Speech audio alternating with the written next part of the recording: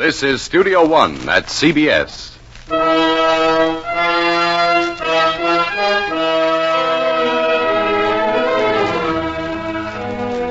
Get down, Father, get down. You'll be killed by the flying glass. Jacob, can't you see you're home now? You're safe. Look there out the window.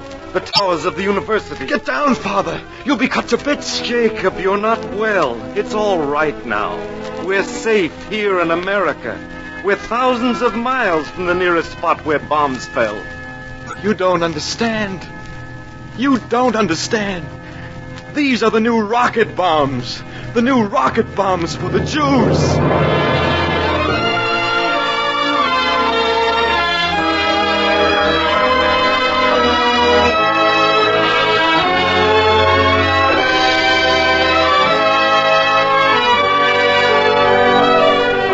With a dramatic moment from Act of Faith by Irwin Shaw, CBS invites you to Studio One, a Columbia feature presentation from the pages of the world's great storytellers. And now, to introduce tonight's great story, here's the director of Studio One, Fletcher Markle. This week we're turning over the last half of Studio One's regular hour to Norman Cohen for a special CBS broadcast commemorating today's opening at Lake Success of the Second General Assembly of the United Nations. As for our part of the hour, we're submitting one of Irwin Shaw's most memorably eloquent stories. It's called Act of Faith. Originally published in the New Yorker magazine, Act of Faith is something more than a great story. It is a vivid and startling comment on one of the important problems facing not only the General Assembly of the United Nations, but each and all of us, alone and together. Among the principals in tonight's cast, you'll be hearing Martin Wolfson as the father, Robert Dryden as Welch, and Myron McCormick as Captain Taney. And I'm going to join them at the microphone to play Sergeant Norman Seeger. Act of Faith by Irwin Shaw is arranged for radio by Charles S. Monroe.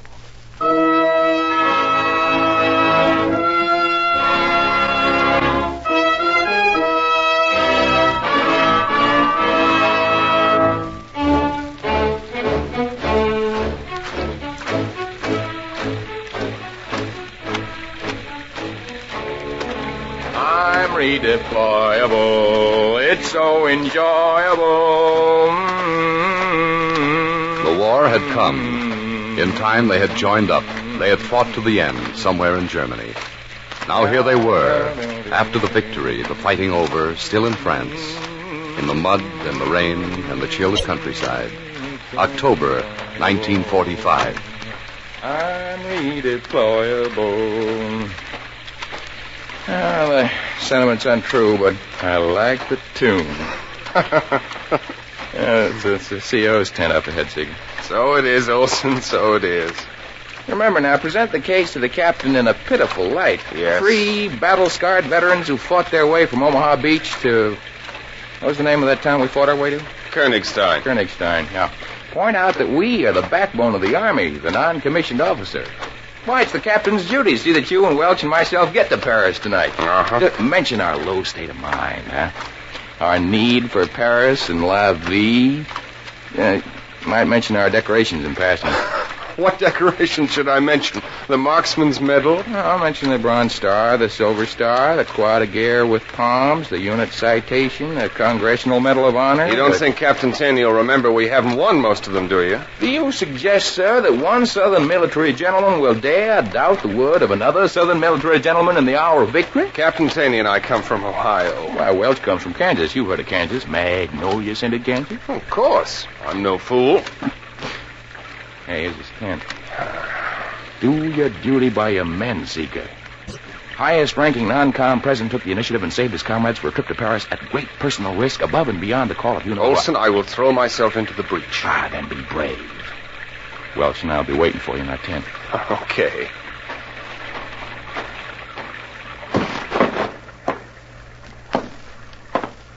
Hello, Seeger. Johnny? Captain's writing a letter. I can wait. What's that? Oh, hello, Seeger. Come on in. What's on your mind? Am I disturbing you, sir? Oh, no. I'm just writing a letter to my wife. Are you married, Seeger? No, sir. It's very difficult. My wife complains I don't love her and that I don't write her enough. Been married 15 years. You'd think she'd know by now. I thought you and Welch and Olson were going to Paris. That's what I came to see you about, sir. I suppose something's wrong with the passes. It isn't the passes, sir. They're fine. They start tomorrow. It's just that... Is this confidential? If you don't mind, sir. Johnny, go stand in the rain someplace. Yes, sir. Well, what is it, Seeger? Out with it? It's, well, it's hard to say, sir. Yes? It's money. Oh. Money, yes, I know. We haven't been paid for 3 months, sir. I know. I would like to take every lousy chair-warm old lady in the finance department and wring her neck. Anything wrong? You call for me, Captain? No, get out of here, Johnny. I suppose finance has its problems, too, Seeger. Outfits being broken up, being moved all over. Pretty rugged. No, it wouldn't be so bad, sir, but going to Paris as we are, Olson, Welch, and myself, we need... Well, you do need money in Paris. Don't I know it? Do you know what I paid for a bottle of champagne there last September? Well, I won't tell you. You wouldn't have any respect for me the rest of your life. Hanging's too good for the guy who thought up the rate of exchange. I don't care if I never see another franc as long as I live. Captain, the truth is I've come to borrow some money for Welch, Olson, and myself. We'll pay it back out of the first pay we get. We don't like to ask, but you might just as well be dead as be broke in Paris. Just say the word, sir, and I'll blow. Stay where you are, son. Yes, sir. You like this billfold? It's alligator. My wife gave it to me. 20, 40, 60, 80... 400 francs, Seeger. $8. Oh, excuse me. I shouldn't have asked. Delighted. Absolutely delighted to give you half. The truth is, most of my money goes home in allotment. Please, sir, don't divide it for our benefit. And the truth is, I lost 1,100 francs in a poker game 3 nights ago. I ought to be ashamed of myself. Here, 200 francs. No, sir, I can't take it. Take it? That's a direct order. Yes. Sometime, sir, when we get back to Ohio, you'll have to come over to my house, and you and my father and my brother Jacob and I will go out on a real tear. I regard that as a solemn commitment. That's fine, sir. Your brother's out of the hospital now? Yes, sir. He's back living with my father at the university. He's all right, your brother? Yes, sir. So my father writes. Good. Well, I shall look forward to joining you for that celebration. And, have a drink for me in Paris. A small one. Yes, Captain. Thank you, sir.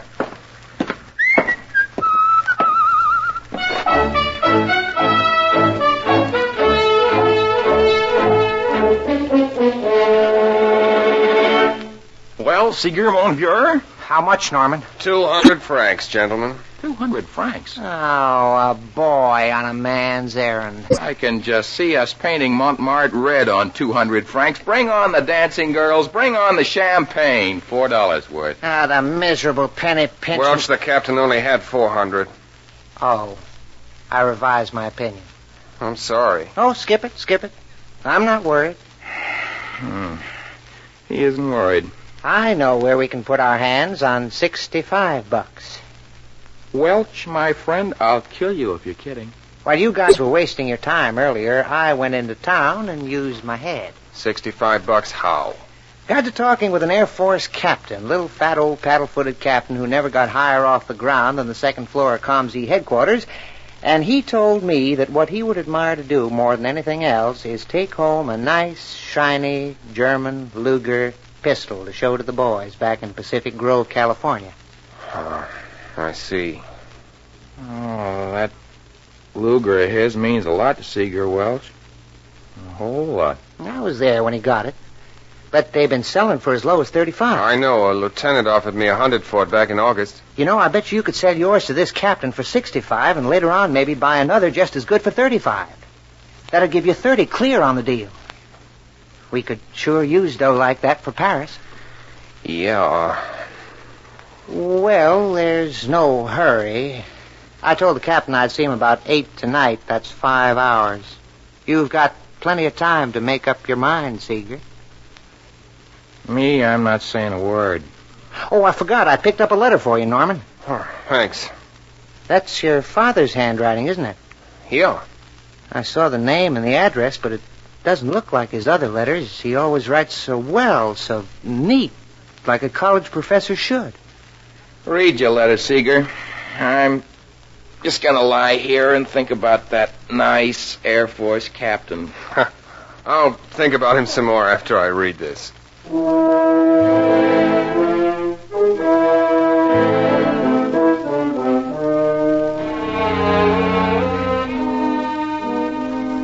October 15th, 1945. Dear Norman, sometime in the future you must forgive me for writing this letter. But I have been holding this in so long, and there was no one here to talk to.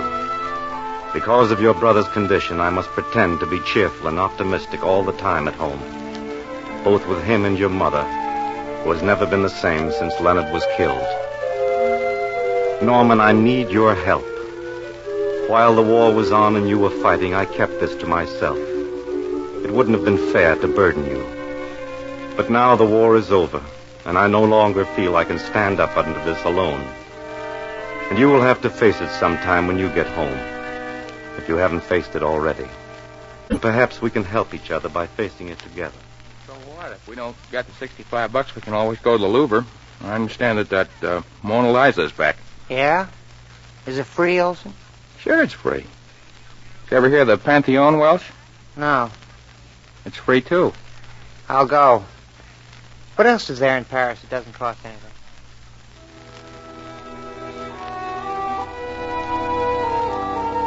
It wasn't until last Sunday morning that something happened to make me feel the full force of the thing. I don't know how much you've guessed about the reason for your brother Jacob's discharge from the Army. It's true he was pretty badly wounded in the leg at Metz. But I've asked around, and I know that men with worse wounds will return to duty after hospitalization. Jacob is suffering now from what I suppose you call combat fatigue, and he is subject to fits of depression and hallucinations. Your mother and I thought that as time went by and the war and the Army receded, he would grow better. Instead, Norman, he is growing worse. Last Sunday morning, when I came down into the living room, he was crouched in his old uniform next to the window, peering out. Look, Father. Look out the window. Jacob, what's wrong? I'm observing, Father. V-1s and V-2s, buzz bombs and rockets. They're coming by the hundreds. No, Jacob, you're here at home, in Ohio, with your mother and me. Get down, Father, get down. You'll be killed by the flying glass. Jacob, can't you see? You're home. You're safe. Look there out the window. The towers of the university. Get down. You'll be cut to bits. Very well. I'll get down. Lower. Get down. Lower, Father. You'll be killed. Jacob, we're safe here in America. We're thousands of miles from the nearest spot where bombs fell. You don't understand. You don't understand. These are the new rocket bombs. The new rocket bombs for the Jews.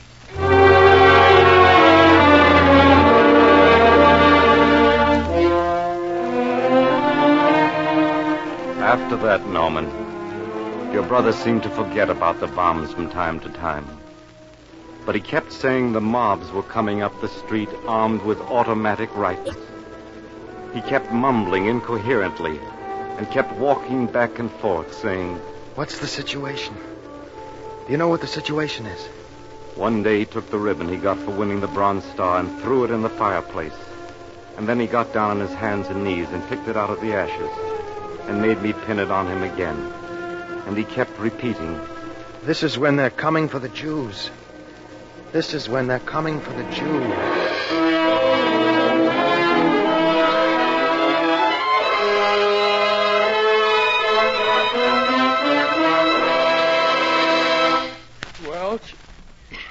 Well, where'd Seeger go? Huh? Why, he was here a minute back. I just closed my eyes for a second and... There he is, outside, walking toward the fields. Here's his raincoat on his bed.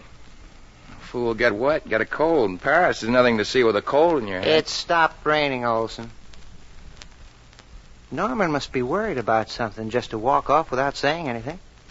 Yeah, well, you gave him enough to worry about, you and that Air Force captain, and $65 for his precious Luger. Well, we told him to think it over. He's sure proud of that gun. You know, that German SS Major Nick Seeger's helmet with 2 shots before Seeger got him. I know. I told him to think it over. What's he doing out there? He's just standing out in the field reading that letter from his father.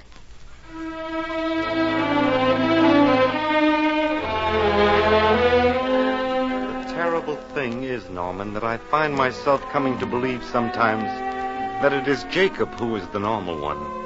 And I, going about my business, teaching economics in a quiet classroom, pretending that the world is comprehensible and orderly. I am really the mad one. I do not see rockets and bombs, but I see other things. Wherever you go these days, restaurants, hotels, clubs, trains, you seem to hear talk about the Jews. Mean, hateful, murderous talk. Each day the news is filled with stories of Jews still being killed somewhere on the globe. And there are influential columnists who each day grow more and more outspoken and popular.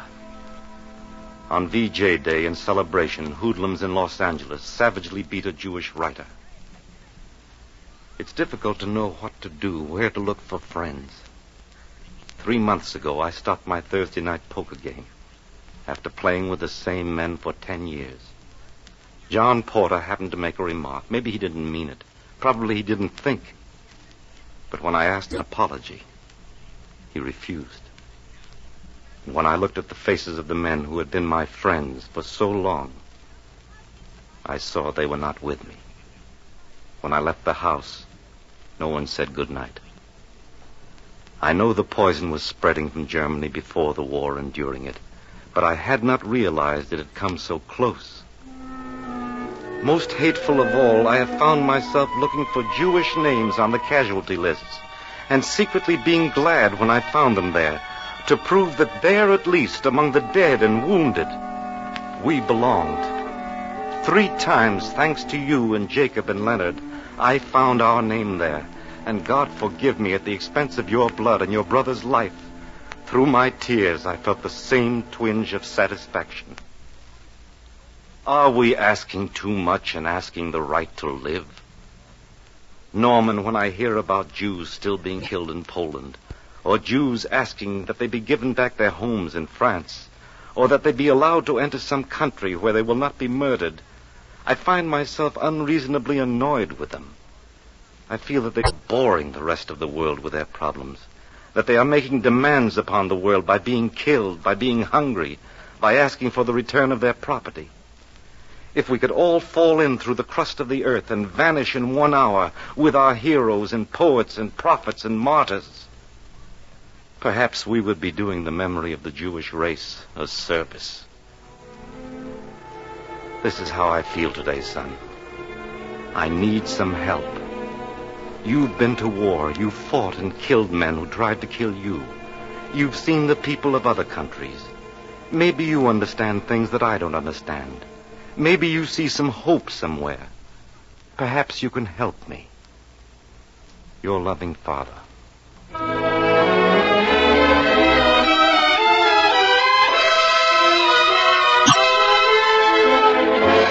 the new rocket bombs. They're for the Jews. Wherever you go these days, restaurants, hotels, clubs, trains, you seem to hear talk. Mean, hateful, murderous talk.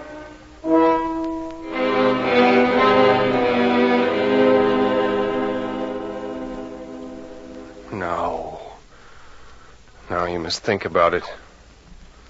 No use being angry with your father for making it necessary to think about it. While you were fighting, you were too busy and frightened and weary to think. The rest of the time you relaxed, you put your brain on the shelf, postponing everything to that impossible time for solving everything after the war. After the war. Now the war is over, and I no longer feel I can stand up under this alone. And you will have to face it when you get home.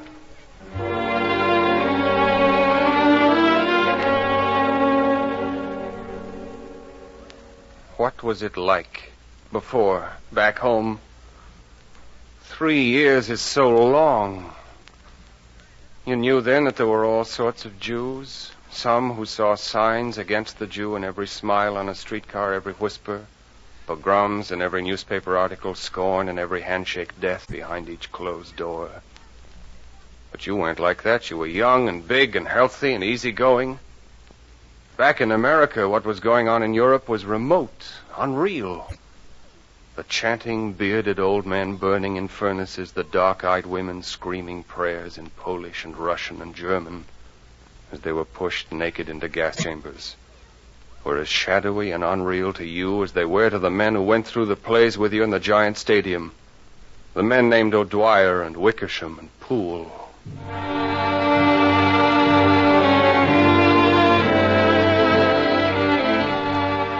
When you got to Europe, these tortured people seemed more related to you.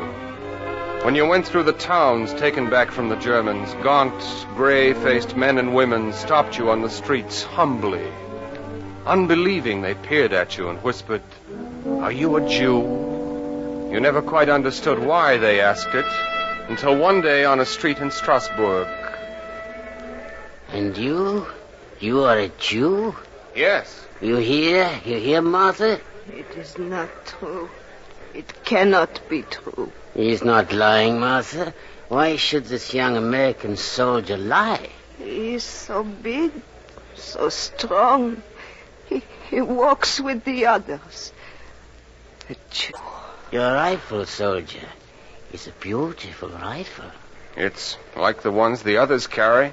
Like the others carry. A Jew marching beside the others to liberate us.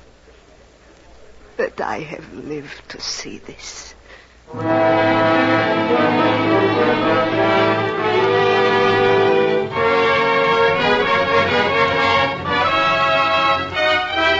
Now, thinking back on it, you know you can't pretend that there wasn't a special meaning to you the day the German major almost killed you before you killed him. Standing in the warehouse your outfit had just taken, standing over the major with his face blown in by your bullets, and the Luger pistol still smoking in his hand, you had tasted an extra flavor of triumph. You had thought, how many Jews has he killed with this same Luger pistol which he would never use again? Seeger, stop grinning out of that body and come on. There's a war on. What a shot, right in the middle of the face. Drop that pistol and come on, Seeger. We're moving up the street. Let him keep it, Olson. Hey, he nicked your helmet with it, didn't he, Norman? Yes, twice. All right, fine, but put it away and come on.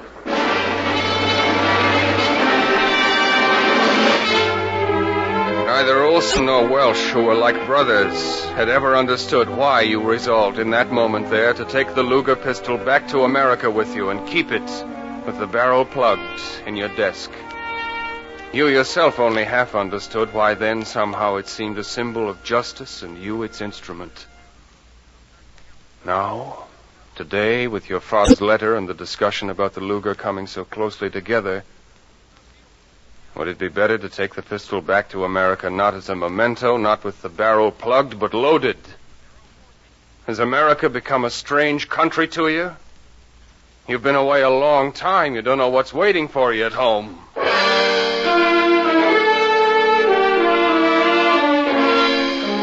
You remember the things you didn't want to remember while you were in the army. The words of hate you overheard.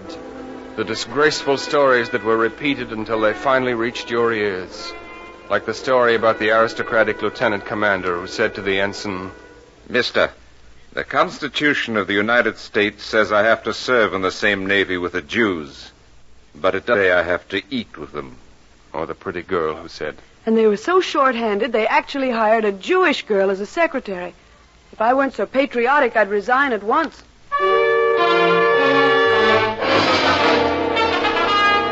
And the million other stories. Jews, even the most normal and best adjusted of them, became living treasuries of them. Scraps of malice and bloodthirstiness, clever and confusing and cunningly twisted, so that every act by every Jew became suspect and blameworthy and hateful. Hideous, fascinating little stories that made of every Jew a stranger in any town, on any field, on the face of the earth. Maybe it would be better to take that Luger back to America, not as a memento, not with the barrel plugged, but loaded. If there are going to be mobs coming down the street toward your house, you won't go to your death singing and praying.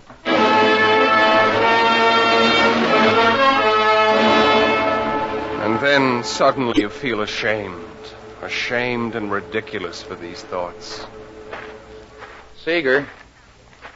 Hey, Seeger, my boy, what are you doing out here in the field? Grazing? We yelled at you till we lost our voices.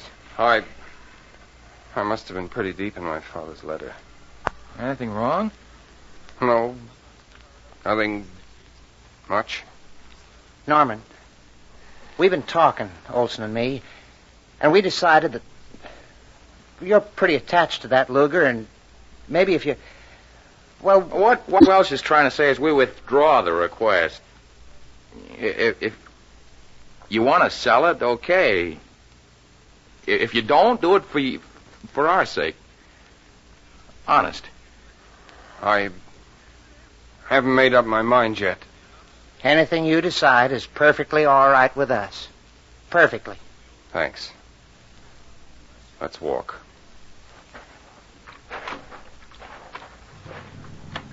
No need to say more with these two. And as you walk along between them, you remember the time when Olson covered you in the little town outside Cherbourg. When he stood in the middle of a street with no cover at all for more than a minute trying to return the fire of 4 Nazi machine guns so that you could get away alive. And there was the night outside of Saint-Lô when Welch and Captain Taney crawled through a minefield in the blackness to bring you in after you'd been wounded. Welch and Olson, tough and dependable and honest. The drinks you've had with them, the long marches, the cold winters, the girls you've gone out with together. What would Welch and Olson think of your father and your brother crouching behind the window in Ohio waiting for the rockets?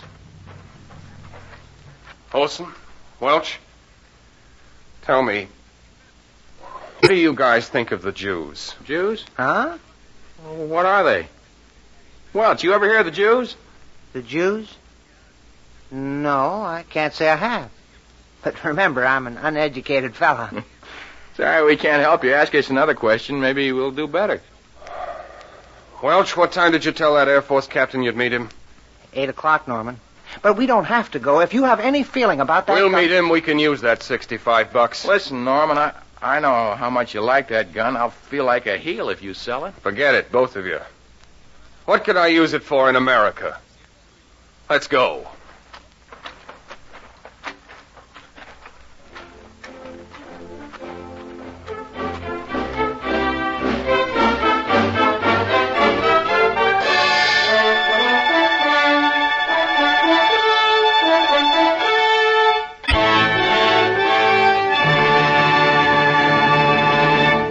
From Studio One at CBS, you have just heard Fletcher Markle's production of Act of Faith by Irwin Shaw.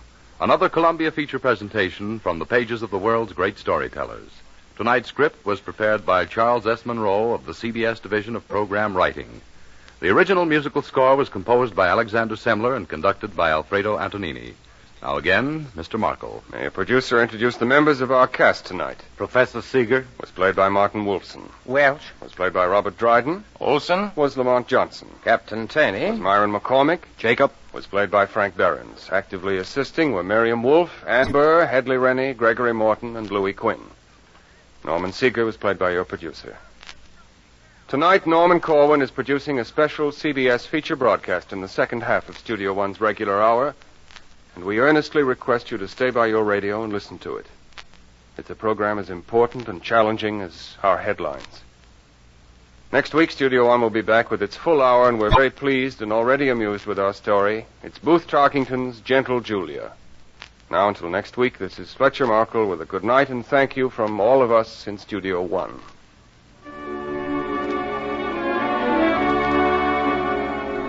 This is CBS, the Columbia Broadcasting System.